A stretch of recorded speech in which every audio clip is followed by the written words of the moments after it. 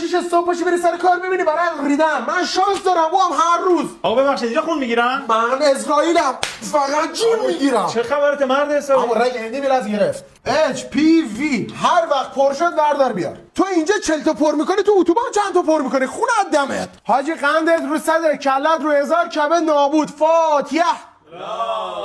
حالا دستگاه خرابه که نباید مشتری بپرونی. این سالم اصلا بکشنی.